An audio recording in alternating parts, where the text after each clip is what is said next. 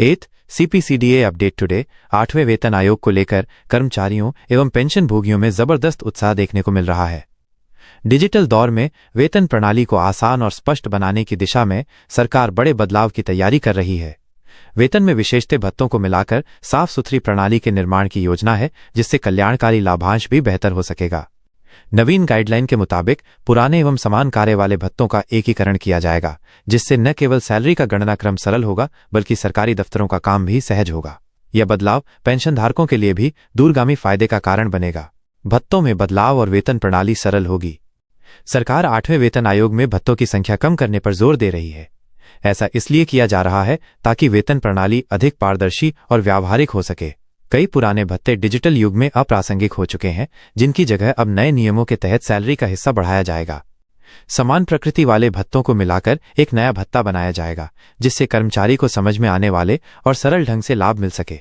इससे न केवल वेतन की गणना जल्दी होगी बल्कि कर्मचारी को रहन सहन में भी अधिक सुविधा प्राप्त होगी। महंगाई भत्ते में परिवर्तन की संभावना। 8वें वेतन आयोग के चलते महंगाई भत्ते में भी बढ़ोतरी होगी। वहीं पुराने और छोटे छोटे भत्तों को खत्म या समेकित करने की नीति अपनाई जा रही है। इससे कर्मचारी को डरने की जरूरत नहीं है, क्योंकि जो भत्ते हटा दिए जाएंगे उनकी राशि बेसिक सैलरी और डीए में जोड़ दी जाएगी। इस नीति के तहत कर्मचारियों की सैलरी पर किसी तरह की कटौती नहीं होगी। सरकार हमेशा सैलरी और पेंशन के संतुलन को ध्यान में रखकर निर्णय लेती है, ताकि कर्मचारियों का लाभ सुरक्षित रहे। सरल और डिजिटल आधिकारिक भत्तों की ओर रुझान। डिजिटलीकरण के चलते टाइपिंग भत्ता, क्लैरिकल भत्ता जैसे पुराने भत्तों की आवश्यकता अब पहले जैसी नहीं रह गई है। ऐसे भत्तों को हटाकर वेतन प्रणाली को और भी सरल बनाए जाने की संभावना है, जिससे कर्मचारियों को सैलरी स्लिप समझना आसान हो जाएगा। सरकार का फोकस अब उपयोगी और डिजिटल युग के अनुकूल भत्तों पर है।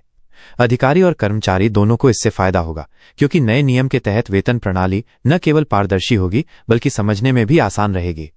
पेंशन धारकों को मिलेगा दीर्घकालिक लाभ। भत्तों में बदलाव से पेंशन की गणना भी सरल और लाभकारी होगी, क्योंकि पेंशन केवल बेसिक वेतन और डीए के आधार पर दी जाती है। यदि छोटे छोटे भत्ते हटाकर उनकी राशि सैलरी में जोड़ दी जाती है तो रिटायरमेंट के बाद पेंशन भोगियों को ज्यादा फायदा मिलेगा। यह बदलाव सरकारी प्रक्रिया को सहज बनाएगा और कर्मचारियों के हित में काम करेगा। पेंशन मेरिट और आत्मनिर्भरता की दिशा में भी बड़ा परिवर्तन देखने को मिलेगा, जिससे बुजुर्ग कर्मचारियों की आर्थिक सुरक्षा और सुदृढ़ होगी। विशेष भत्तों एवं ट्रैवल से जुड़े बदलाव। सरकारी रिपोर्ट्स के अनुसार इस बार ट्रैवल, स्पेशल ड्यूटी एवं रीजनल भत्तों की समीक्षा की जा रही है। ऐसे भत्ते जो केवल कुछ विभागों या छोटे स्तर पर प्रासंगिक हैं, उन्हें सरलता या समेकन की नीति में शामिल किया जा सकता है। मीडिया सूत्रों से संकेत मिल रहे हैं कि आने वाले समय में भत्तों को तार्किक एवं संतुलित रूप से पुनर्गठित किया जाएगा। इससे सरकारी कर्मचारियों को नई व्यवस्था में ज्यादा पारदर्शिता और आसानी का लाभ मिलेगा।